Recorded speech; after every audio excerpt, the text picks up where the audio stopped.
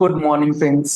GST platform के YouTube channel में आप सभी का स्वागत है। जी हाँ फ्रेंड्स, सेक्शन 73 और सेक्शन 74 दोनों जो हैं वो financial year 24 and 25 onwards delete कर दिए गए हैं।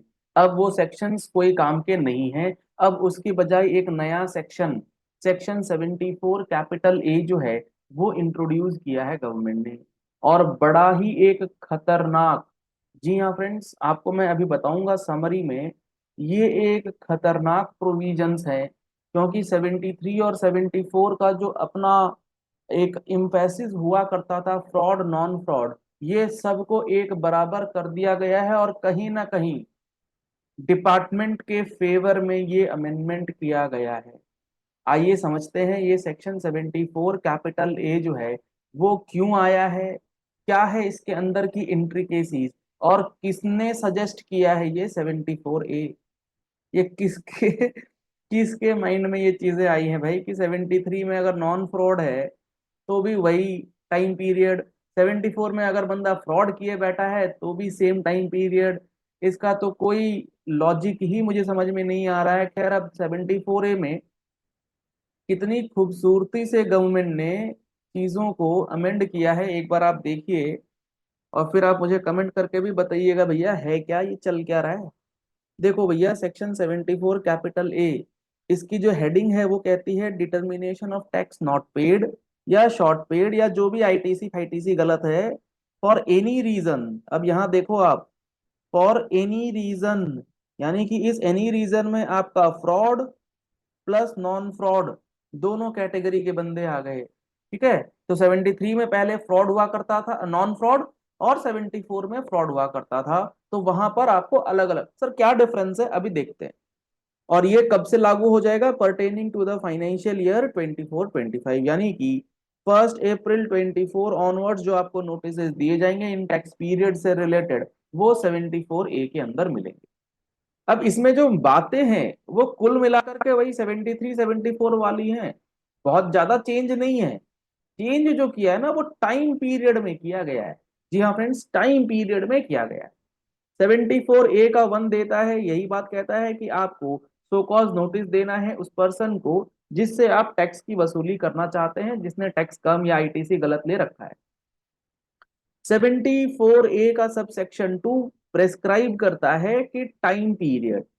जी हाँ फ्रेंड्स, ये इंपॉर्टेंट है, इस बात को समझिएगा। पहले सेक्शन 73 और 74 की अगर बात करें तो 74 में जो सो कॉज नोटिस देने का टाइम हुआ करता था वो हुआ करता था 2 इयर्स 9 मंथ्स, यानी कि 24 और प्लस 9, 33 मंथ्स।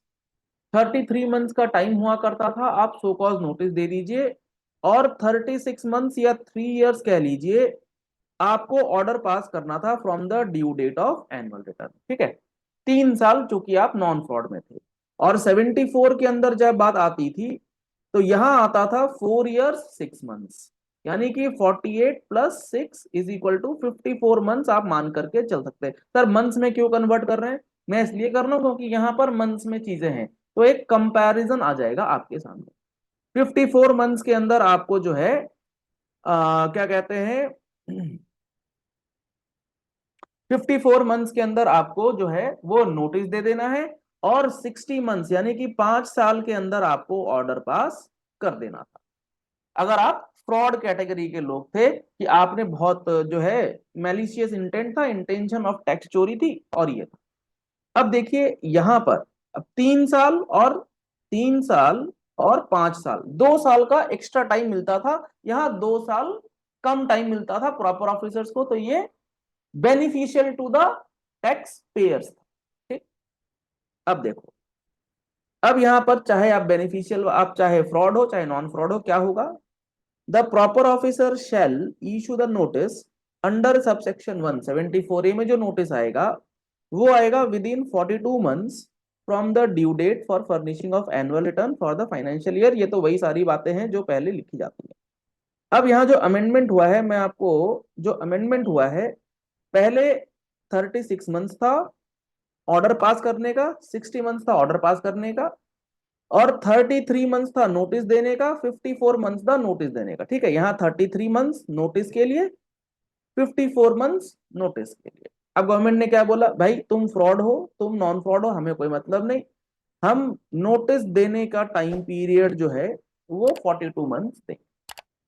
यानी कि लगभग लगभग 3.5 साल का टाइम मिलेगा, चाहे 73 वाला हो चाहे 74 वाला हो।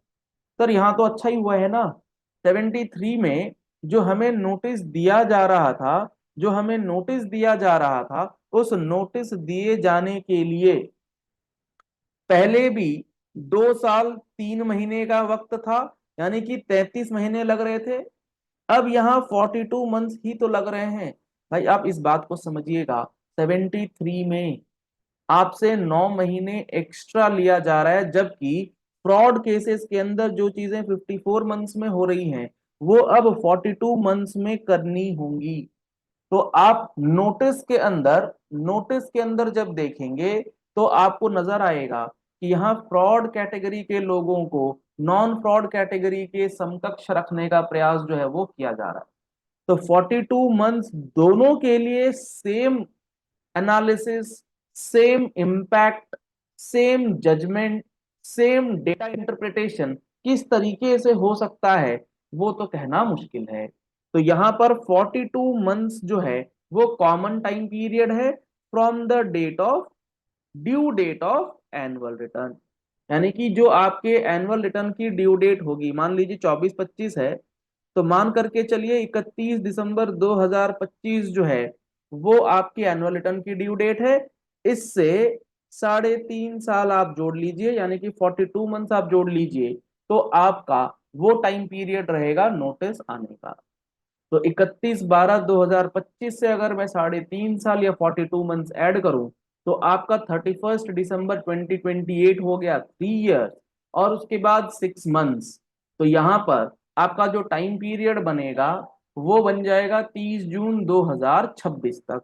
तो 30 जून 2026, 30 जून 2029 तक ये आपका बनेगा। 30 जून 2029 तक आपको नोटिस जो हैं वो दिए जा सकते हैं। अब इससे भी मजेदार बात देखिएगा, इस 74A, ये तो हो गई 42 मंथ्स के अंदर ऑर्डर पास करना है। ऑर्डर कब तक पास करना है, यहां है बहुत बड़ा game. The proper officer shall issue the order under subsection 6 within 12 months from the date of issuance of notice. यानी कि 42 मंथ्स में आपके पास आएगा एससीएन, और उसके बाद 12 मंथ्स का समय अब मिलेगा प्रॉपर ऑफिसर्स को टू पास द ऑर्डर। यानी कि कुल मिलाकर के 54 मंथ्स प्रॉपर ऑफिसर्स के एंगल से देखिए कितना फेवरेबल है। ऊपर नोटिस जब मैं आपको बता रहा था आपको लग रहा था सही इसमें कहाँ दिक्कत आ रही है, लेकिन जब आप ऑर्डर देखेंगे तो कुल मिलाकर के, चाहे पहले 73 वाली बात थी वो 3 साल में कंप्लीट हो जा रही थी, वो पहले 3 साल में मामला समझ जा रहा था अगर आप फ्रॉड नहीं थे। लेकिन यहां आप फ्रॉड हैं चाहे नहीं है, आपका मामला 54 मंथ तक चला गया। और 54 मंथ के बाद भी यहां पर इन्होंने बोल दिया है इसमें 6 मंथ का एक्सटेंशन भी हम दे देंगे, यानी कि 60 मंथ्स, 60 मंथ्स घुमा फिरा करके गवर्नमेंट ने कर दिया है। चाहे फ्रॉड हो चाहे नॉन फ्रॉड हो, ये गलत है, ये सरासर गलत है। ऐसा नहीं होना चाहिए। इस तरीके से तो भाई जीएसटी के अंदर बड़ी दिक्कतें जो हैं वो आ सकती हैं। आपका क्या व्यू है आप मुझे जरूर बताइएगा, लेकिन सिचुएशन तो आज के डेट में यही है। कितनी चतुराई से गवर्नमेंट ने 73 और 74 के ऑर्डर को पास करने का जो टाइम पीरियड है वो इक्वल करके 5 ईयर्स का जो टाइम पीरियड था पहले फ्रॉड केसेस के लिए, वो कर दिया है 74A के अंदर। हाँ एक चीज है, यहां पर नोटिस का जो टाइम पीरियड है वो टाइमली देना पड़ेगा, लेकिन ऑर्डर पास करने का जो टाइम पीरियड है वो कुल मिलाकर के एक कॉमन टाइम पीरियड जो है वो दिया गया। क्या पर्पस है गवर्नमेंट का नहीं समझ आ रहा, रैशनलाइज कर रही है चीजों को, या गवर्नमेंट ये चाहती है कि एक ही डेट रहे, कंफ्यूजन ना रहे। पता नहीं क्या है नहीं है, लेकिन ये सिचुएशन है। देखो एक्सटेंशन के लिए क्या है यहाँ, provided that where the proper officer is not able to issue the order within the specified period, अगर proper officers order pass नहीं कर पा रहे, the commissioner or an officer authorized by him, by the commissioner, senior in rank to the proper officer but not below the rank of joint commissioner level के officers को ये power दी गई है, having regard to the reasons for delay in issuance of order under subsection 6 to be recorded in writing before the expiry of the specified period, extend the said period further by a maximum period of 6। तो ये internal अपना discussion करके आपको लिख करके बताएंगे कि हम ये ऑर्डर 60 महीने के अंदर क्यों पास कर रहे हैं, हमें 6 महीने का एक्सटेंशन क्यों चाहिए। तो बड़ा ही एक सुंदर अमेंडमेंट कह लीजिए, डिपार्टमेंट के फेवरेबल का अमेंडमेंट कह लीजिए। सर यहाँ तो हमारा फेवर भी है ना, 74 का टाइम पीरियड भी तो कम हुआ नहीं भाई, आप समझ नहीं रहे हो बात। 74 के अंदर ऑर्डर पास करने का टाइम तो अल्टीमेटली 60 मंथ्स हो ही गया। हाँ ये जरूर है कि नोटिस जो पहले आपको 54 मंथ का टाइम था, उसको उसको रिड्यूस कर दिया है गवर्नमेंट ने 42 महीने तक। ये आप कह सकते हो यहां पर आपके पास 12 महीने का एक विंडो जो है एक्स्ट्रा गवर्नमेंट के पास जो था वो अब नहीं रहा, ये एक फायदा है। लेकिन कुल मिलाकर के ऑर्डर तो भाई 5 साल में दोनों के केस में हो।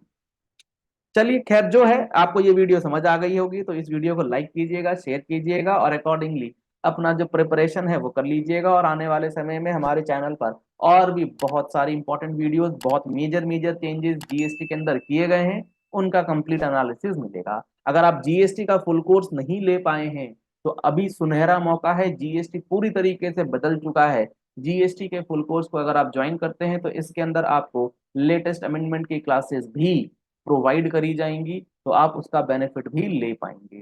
तो कॉन्टैक्ट नंबर्स आपको स्क्रीन पर दिए गए हैं, आप दिए गए नंबर्स पे कॉल कर सकते हैं, व्हाट्सएप कर सकते हैं और जीएसटी का फुल कोर्स ज्वाइन कर सकते हैं, या फिर आप हमारा मोबाइल एप्लीकेशन डाउनलोड कर सकते हैं। प्ले स्टोर पर हमारा मोबाइल एप्लीकेशन भी अवेलेबल है। Thank you and have a nice day.